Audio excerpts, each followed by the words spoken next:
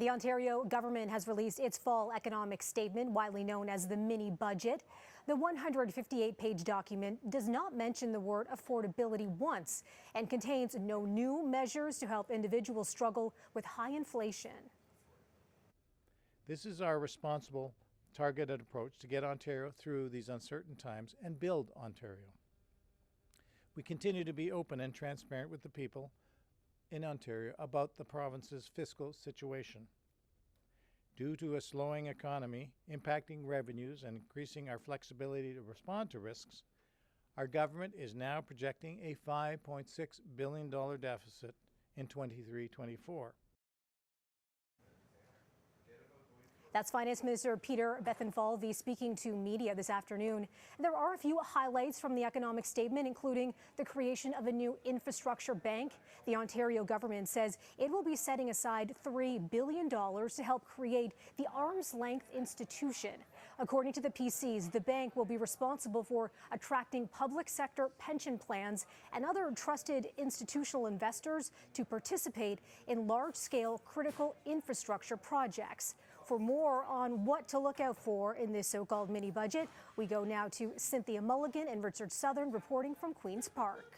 This is an interesting fall economic statement, and it's been receiving more scrutiny because swirling around it is, of course, the Greenbelt scandal, Richard, and the RCMP, who we found out yesterday have started talking to officials here at Queen's Park to get to the bottom of the Greenbelt scandal. So they need a win. Do you see a win in this anywhere for them? Not so much. I mean, to me, much like the budget in the spring, Cynthia, the story is almost what's not in it as opposed to what's in it. Yes. There's nothing new for cash-strapped Ontarians who we know are struggling to pay their bills. In fact, the 153-page fall economic statement doesn't even mention the word affordability once. Now, I imagine Bethlenfalvy, the finance minister, will say, well, we announced earlier this year, or this week, sorry, that we were extending the gas tax credit for another 6 months. Do you think yes. that's enough to make Ontarians happy, though? It's certainly a significant measure that I think the Premier said saves the average family something on the order of $200 a year. So not insignificant, but it's not a new measure. And we know inflation is still really hurting Ontarians. The opposition were calling for things, Cynthia, like bringing back rent control on new buildings, something maybe on the rising price of groceries. The opposition yesterday wanted the Premier to pull the grocery CEOs into his office. Yes. The one thing that's really interesting that there were no whispers about until this morning is creating a new bank for investments.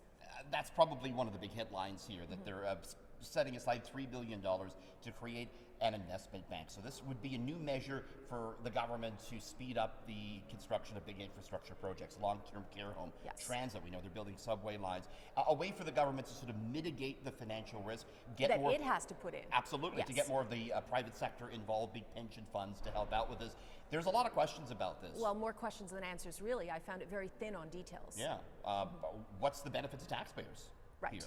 And when does it start? When does it launch? No answers to that yet, other than the fact that they're going to be hiring people in a board and they'll hit the ground running.